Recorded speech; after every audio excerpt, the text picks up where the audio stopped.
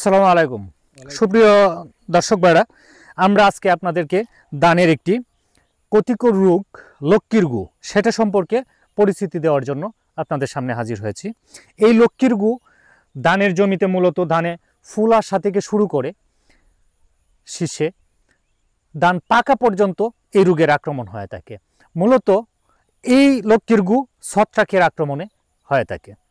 এই লক্ষ্মীর গুর আক্রমণের ফলে আমাদের ফসলের জমিতে প্রথমে হলুদ আকার ধারণ করে গুটি তৈরি হয়। এই গুটিটি পরবর্তীতে কালো আকার ধারণ করে পুরা ধানটিকে বা দানাটিকে নষ্ট করে দেয়।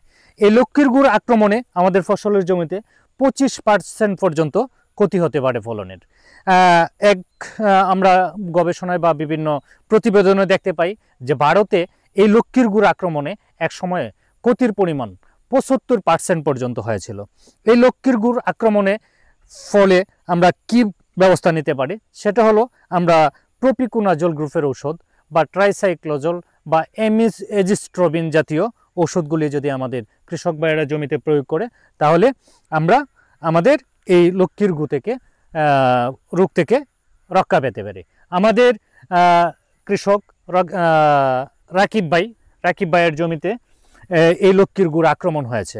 আমরা রাকিব ভাইয়ের কাছ থেকে শুনবো যে আপনি কি রাকিব ভাই, আপনার জমিতে এই লক্ষ্মীর গু আমরা দেখতে পাচ্ছি, আপনি কি কোনো ব্যবস্থা নিয়েছেন? ব্যবস্থা তো কালকে আমি স্টপ দিছি, কারেন্ট পোকার ওষুধ দিয়েছেন আর মানে ছত্রাকনাশক দিয়েছেন একটা, ঠিক আছে। আমরা দেখতে পাচ্ছি যে আমাদের জমিটা আমরা দেখতে পাচ্ছি যে আমাদের রাকিব ভাইয়ের জমিতে যে লক্ষ্মীর গুড় আক্রমণ হয়েছে, লক্ষ্মীর গু এবং ব্যবস্থা নেওয়া হয়েছে। আমরা দেখতে পাচ্ছি জমিটাতে চমৎকার ফলন হয়েছে। আশা করি রোগটিও খুব একটা বিস্তার লাভ করতে পারবে না, যেহেতু ব্যবস্থা নেওয়া হয়েছে। সুপ্রিয় দর্শক ভাইরা, আমরা আপনাদেরকে আজকে লক্ষ্মীর গু সম্পর্কে ধারণা দেওয়ার চেষ্টা করেছি।